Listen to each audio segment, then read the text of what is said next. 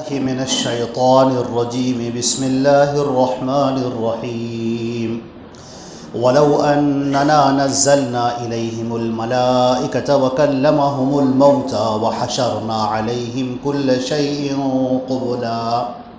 قبلا ما كانوا ليؤمنوا إلا أن يشاء الله ولكن أكثرهم يجهلون۔ یہ 8واں پارہ یہاں سے شروع ہو رہا ہے جو آج تلاوت کیا گیا۔ ترجمہ ان آیات کا یہ ہے، اور اگر ہم ان کے لیے آسمانوں سے فرشتے اتار دیں اور مردے ان سے باتیں کرنے لگے اور ہر چیز کو ہم ان کے سامنے لا کر رکھ دیں، تب بھی یہ ایمان لانے والے نہیں ہیں سوائے یہ کہ اللہ چاہے، اور ان کے اکثر لوگ جہالت پر اتر آتے ہیں۔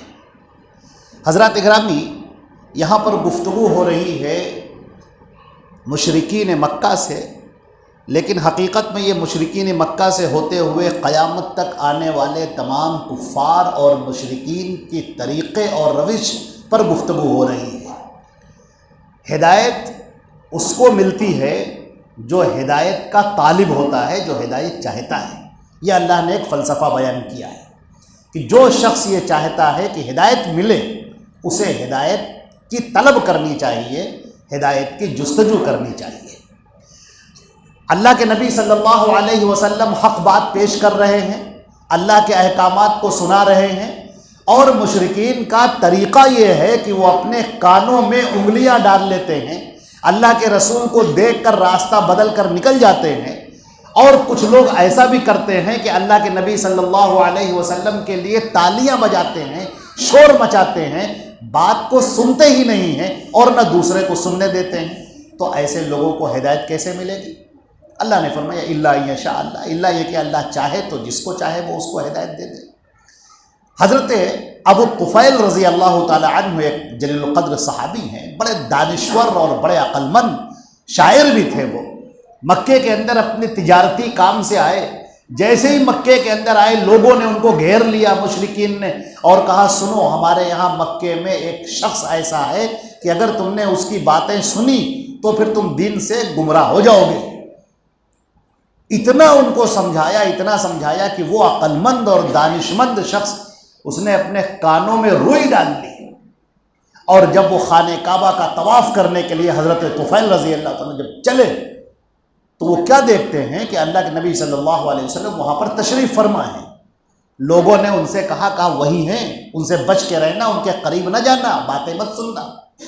وہ خانہ کعبہ کا طواف کر رہے تھے، کرتے کرتے اچانک ان کے ذہن میں بات آئی، انہوں نے کہا میں ایک عقل مند شخص ہوں، اللہ نے دماغ دیا ہے، شعور دیا ہے مجھے، میں کسی کی باتیں کیوں نہ سنوں؟ چنانچہ انہوں نے اپنے کانوں سے روئی نکالی اور اللہ کے نبی صلی اللہ علیہ وسلم قرآن پاک کی تلاوت فرما رہے تھے۔ وہ انہوں نے سنا اور سنتے گئے، کھنچتے گئے، اور پھر ایسا اثر ہوا کہ اسی وقت انہوں نے اسلام قبول کیا اور بڑے زبردست صحابی رسول ہوئے۔ تو یہ کیا ہے؟ جو ہدایت کے لیے آگے بڑھتا ہے اللہ اسے ہدایت دیتا ہے، لیکن جو اپنے آپ کو روک لیتا ہے تعصب میں، نفرت میں، حسد میں، جلن میں، ہر دھرمی میں، ضد میں، تو پھر ایسے لوگوں کے لیے ہدایت کے دروازے بند ہو جاتے ہیں الا ان یشاء اللہ۔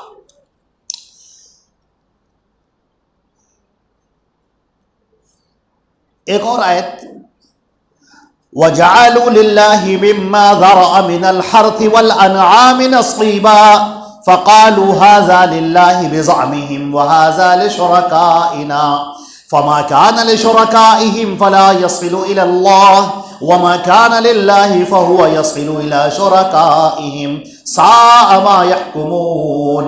اور اللہ نے جو کھیتیاں پیدا کی ہیں، جو جانور پیدا کیے ہیں، ان لوگوں نے اپنے خیال باطل کے مطابق یہ کہا کہ یہ اللہ کا حصہ ہے، یہ ہمارے معبودوں کا، ہمارے شریکوں کا حصہ ہے۔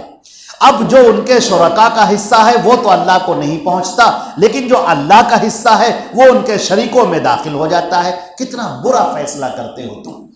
یہاں پر اللہ رب العزت نے بیان کیا ہے کہ بڑا ظلم ہوا ہے اللہ والوں کے ساتھ، اولیاء کے ساتھ۔ جو اولیاء کرام ہیں، جو اللہ سے قریب ہیں، ان کے ساتھ لوگوں نے بڑا ظلم کیا ہے۔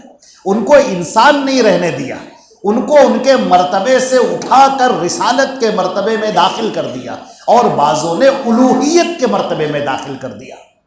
حضرت موسیٰ علیہ السلام، سیدنا عزیر علیہ السلام، حضرت عیسیٰ علیہ السلام، حضرت ابراہیم علیہ السلام، حضرت اسماعیل علیہ السلام، یہ ان بزرگوں کے نام ہیں جو اللہ کے ولی، اللہ کے نبی، اللہ کے رسول ہیں، لیکن لوگوں نے ان کو مرتبہ الوہیت تک پہنچا دیا۔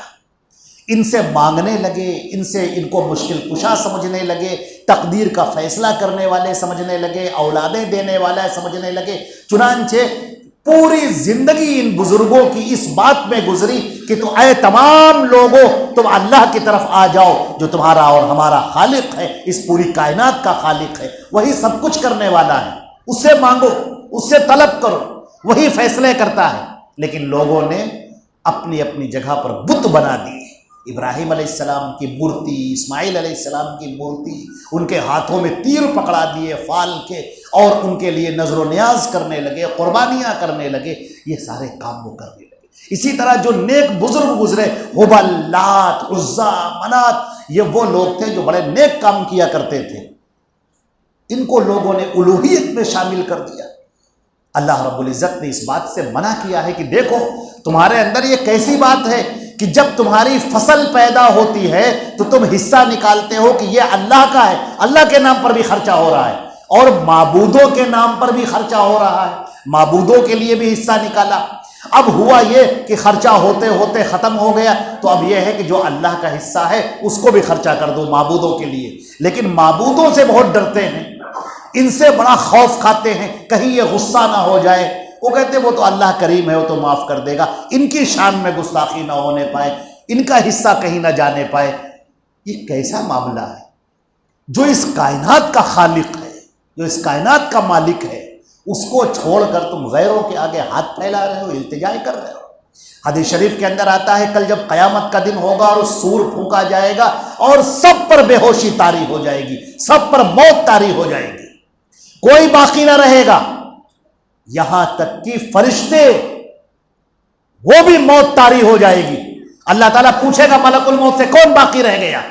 ملک الموت کہیں گے کہ یہ سب کی تو ہم نے روح قبض کر لی ہے، اے اللہ جبریل امین باقی ہیں اور تیرے مقرب فرشتے باقی۔ اللہ تعالیٰ فرمائے گا ان کی روحیں قبض کرو، سب کی روحیں قبض ہو جائے گی۔ اللہ تعالیٰ پوچھے گا اب کون باقی ہے؟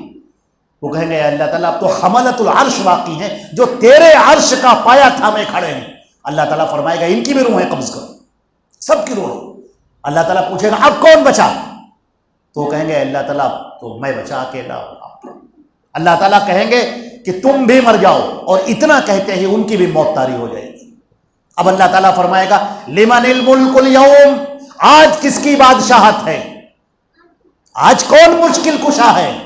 سب زمین پر پڑے ہوئے ہیں، سب پر موت طاری ہے، سب نے موت کا مزہ چکھ لیا ہے، ابراہیم ہو یا اسماعیل ہو یا یعقوب ہو یا یونس ہو علیہ السلام، یا جن کو تم اپنا حاجت روا اور مشکل کشا سمجھتے تھے، آج سب محتاج ہو کر پڑے ہیں۔ فرشتے بھی، تم سمجھتے تھے کہ کائنات کا نظام فرشتے چلاتے ہیں، فرشتوں کو بھی موت طاری ہو گئی۔ اب بتاؤ کون ہے سب کا حاکم، سب کا آقا، سب کا مالک؟ کوئی آواز نہیں آئے گی، کوئی ہے ہی نہیں آواز دینے والا، جواب دینے والا۔ لمن الملک اليوم، آج کس کی بادشاہت ہے؟ اللہ تعالیٰ فرمائے گا للہ الواحد القہار، صرف ایک اللہ کی جو سب پر غالب ہے۔ اے لوگو اسی کو سمجھنا ہے، جو اس کائنات کا خالق ہے، مالک ہے، عبادت اس کی الوہیت میں، اس کی عبادت میں کسی کو شریک نہ کرو۔ جس پر موت طاری ہو گئی اب اسے مت پکارو، اب کوئی حاجت روا، کوئی مشکل کشا، کوئی بگڑی بنانے والا، کوئی اولادیں دینے والا، کوئی تمہارے فیصلے کرنے والا، کوئی تمہاری دکان اور مکان چلانے والا، کوئی تمہارا کاروبار چمکانے والا، کوئی تمہاری تجارت کو ترقیوں پر پہنچانے والا کوئی نہیں ہے سوائے ایک اللہ کے۔ عبادت اسی کی کرو، اسی کو پکارو، اسی سے دل لگاؤ، اسی سے التجائیں کرو، اسی سے دعائیں کرو، اور صبح و شام اٹھتے بیٹھتے اسی کو پکارو۔ اس کے علاوہ اگر کسی کو پکار لیا تو یہ شرک ہے، اللہ اس شرک کو پسند نہیں کرتا ہے۔ ایک آیت اور پڑھ کے بات ختم کرتے، ترجمہ پیش کرتے۔ قل اے نبی آپ یہ کہہ دیجئے تعالوا آؤ اتل ما حرم ربکم علیکم، میں تمہیں وہ پڑھ کر سناتا ہوں جو اللہ نے تم پر حرام کیا ہے۔ اللہ تشرکوا بہ، اللہ کے ساتھ کسی کو شریک نہ کرو، شیئا کچھ بھی، وبالوالدین احسانا، اپنے والدین ماں اور باپ دونوں کے ساتھ اچھا سلوک کرو، اچھا برتاؤ کرو، ولا تقتلوا اولادکم من املاق، اور اپنی اولاد کو مفلسی کے ڈر سے قتل مت کرو۔ نحن نرزقکم وإیاہم، ہم تم کو بھی رزق دیتے ہیں اور ان کو بھی رزق دیتے ہیں۔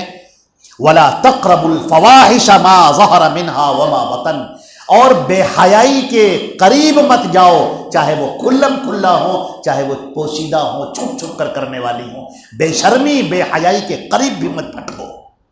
ولا تقتلوا النفس التي حرم اللہ، اور کسی بھی نفس کو، کسی بھی جان کو ہلاک مت کرو، قتل مت کرو، جس کو اللہ نے تمہارے لیے حرام قرار دیا ہے، الا بالحق، سوائے یہ کہ حق ہے۔ مثال کے طور پر تم امیر ہو یا تم جلاد ہو، تم پھانسی دینے والے ہو، اب حکومت کے حکم سے اگر تم کسی کو قتل کرتے ہو تو کوئی گناہ کی بات نہیں ہے۔